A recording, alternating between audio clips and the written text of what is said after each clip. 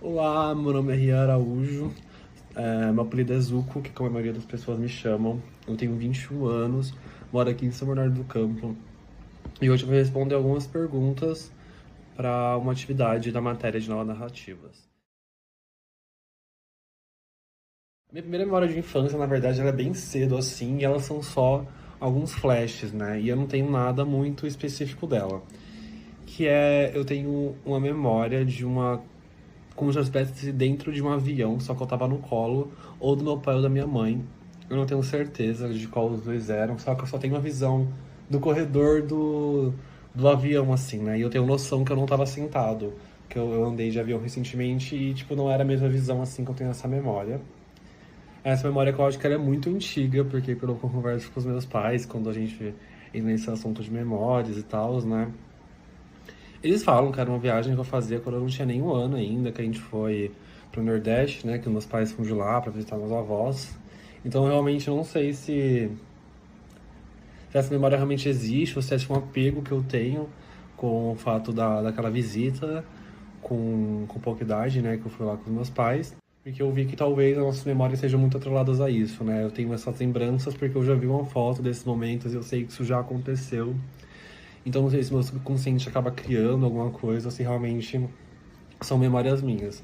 Mas esses são as duas coisas, assim, que vêm de mais novo, assim, na minha infância e da minha vida, assim, que eu tenho essas memórias marcadas. Eu acho que foram momentos muito especiais para mim. Então, quando eu era criança, é porque eu tive dois ciclos, assim, que foram muito diferentes. Quando eu estava fazendo 7, 8 anos, eu me mudei. Então, quando eu era criança, eu fiz, né, o jardim de infância ali partindo pro primeiro fundamental em duas escolas diferentes.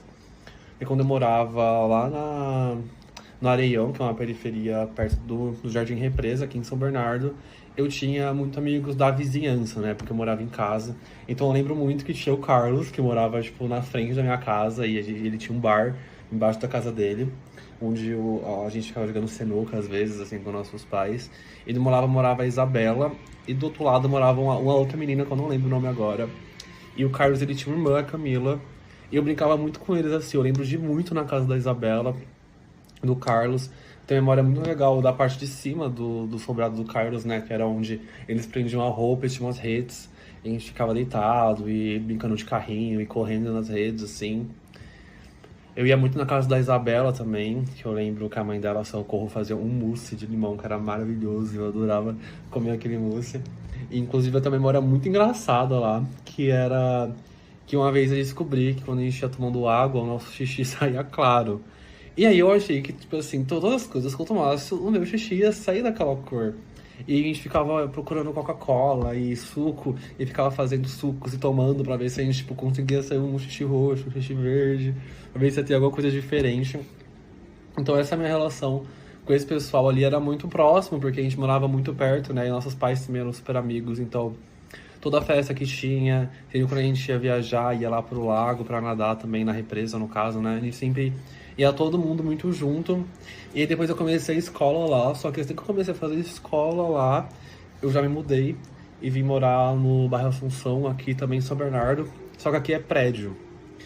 E aí a minha relação, eu tinha também dois grupos de amigos, assim, que eram os amigos da escola ali, da primeira e segunda série, que eu lembro que eu tinha o Thiago, tinha o Vinícius, tinha o Leite, só que eu lembro se o nome dele era Pedro Leite ou João Leite, mas a gente chamava ele de Leite. Tinha o Alexandre também, eu acho que ele era meu melhor amigo, assim, da época. Ainda na escola, tipo, a gente batia card, trocava álbum de figurinhas e, tipo, eram coisas bem legais, assim, bem diferentes do que eu faço hoje em dia, né, com meus amigos. Foi uma época muito legal, assim, da minha vida. E no meu prédio, né, tinha muita gente lá que eu era muito amigo também, que a gente saía pra brincar todo dia, tipo, pra descer no prédio pra brincar, né? A gente brincava de pique-esconde, de pega-pega, de polícia ladrão. Então, apesar de eu ser uma pessoa Gen Z, assim, né, que eu nasci junto com a tecnologia, eu ainda brinquei muito na rua e no prédio, né, depois. Então, acho que eu tive uma infância bem legal, assim, e realmente, tipo, a relação com meus amigos eram pra brincar, sabe? A gente tinha, tipo, a gente era amigos de brincadeiras, assim, e era bem divertido, porque a gente brincava muito e era muito legal mesmo. Eu tinha muitos desejos, assim, que eu acho que eram coisas que eu sempre quis fazer muita coisa, né? Assim, a gente sempre quer muita coisa, a gente só é aquilo que a gente consegue ser e tudo mais. Então, eu sempre quis muito fazer coisas para televisão, sabe?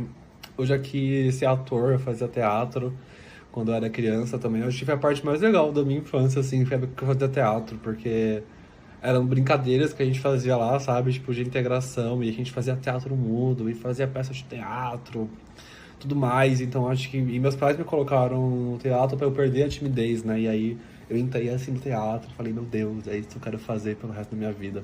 Foi super legal a fase do teatro. Eu já quis ser dentista, porque eu tinha muito problema no dente. Eu ia, tipo, toda semana pra dentista e tudo mais. Já quis ser engenheiro, né? Que eu fazia engenharia antes, só que eu queria fazer engenharia de biomassas, que tem, tipo, em duas cidades do interior de São Paulo. Não sei realmente por que que eu tive essa ideia de fazer engenharia. Mas não sei, eu acho que eu nunca tive desejos concretos assim, sabe? Ai, quero ter uma casa, quero conhecer tal pessoa, isso e aquilo. Eu sempre fui tendo pequenos desejos de acordo com o que algo acontecia na minha vida, sabe?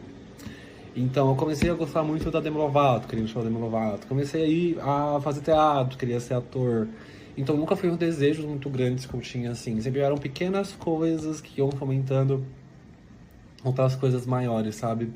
Porque eu acho que aqui em casa meus pais sempre firmaram muito isso de que a gente não podia ter. Não a gente não podia ter tudo aquilo que a gente queria, que a vida adulta era um pouco difícil, então eu sempre tinha muito medo de ser adulto, né? Não tinha essa vontade tão grande. Então eu acho que sempre meus momentos assim eram. Eu me imaginava mais nesse período de curto prazo, assim, sabe? Até chegar aos 20, depois nunca fui uma pessoa de ter muito desejos assim pra mim ser quando eu crescer, sabe? Mas eu gostava de viver assim também, acho que até hoje é um pouco saudável até em pensar desse jeito. Então, eu tava converso muito com meu namorado, com a Maria Eduarda, sobre isso, porque eu não tenho a percepção que eu sou adulto ainda, sabe? Apesar de eu fazer muita coisa de adulto, de eu dirigir, de eu ter um trabalho fixo, de eu pagar contas, de eu planejar viagens, planejar comprar uma casa, tipo, ter coisas que adultos fazem, ter responsabilidades de adulto. Eu acho que eu não me vejo como um adulto ainda, sabe? Eu não sei se é por eu morar com meus pais, por isso ou por aquilo.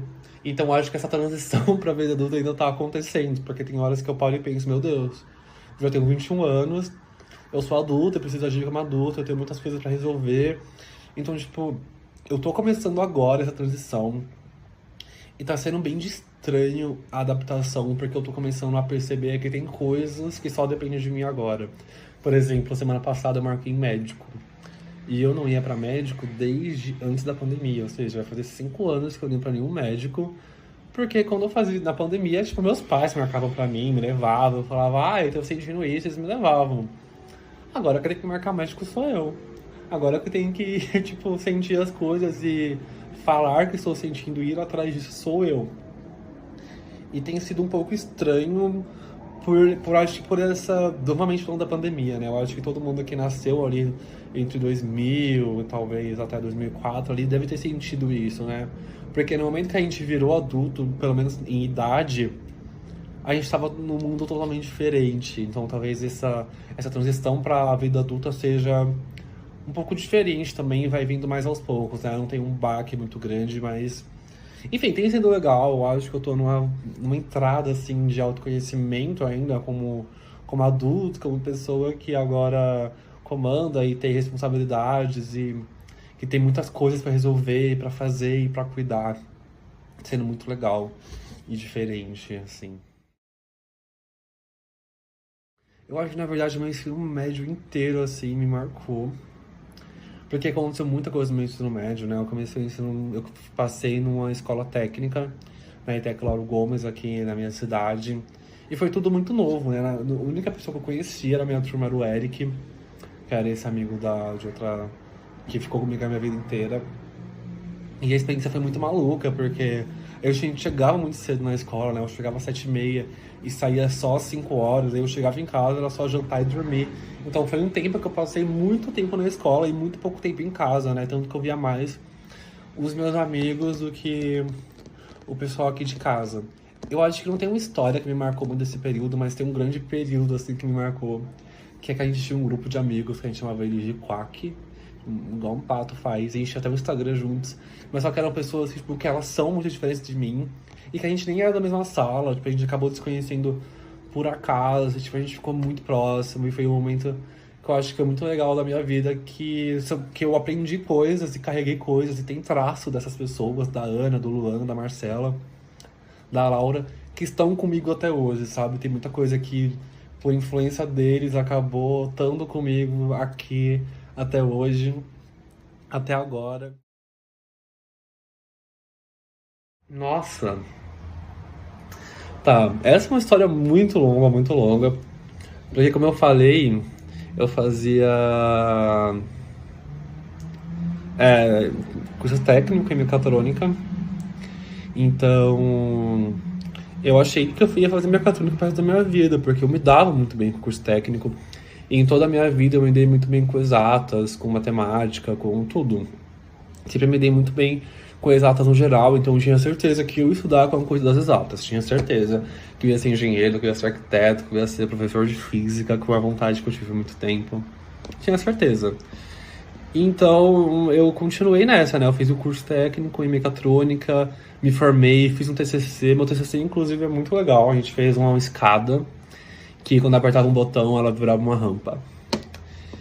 E era, tipo assim, totalmente acessível. A gente achou super legal, deu super certo. Foi muito legal fazer aquele TCC. E a gente tem o. A gente, eu não sei se a gente tem ainda, né? Que ficou com o Thomas, um amigo que eu não falo mais, mas a gente tinha um protótipo dessa escada que funcionava. Então era super legal. E aí nisso eu fui fazer engenharia mecatrônica lá no IFSC, Instituto Federal de Santa Catarina.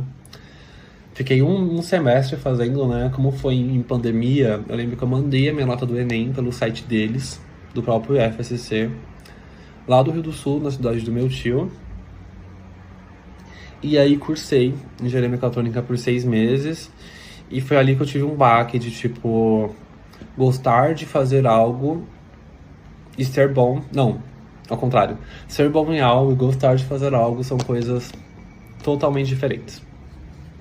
Então, enquanto eu sempre ia muito bem em exatas e tudo mais, eu vi quando eu tava fazendo a faculdade que, apesar de bem, apesar de tirar notas boas, de passar em todas as matérias, de não ter dificuldade, eu não me via fazendo aquilo pelo resto da minha vida.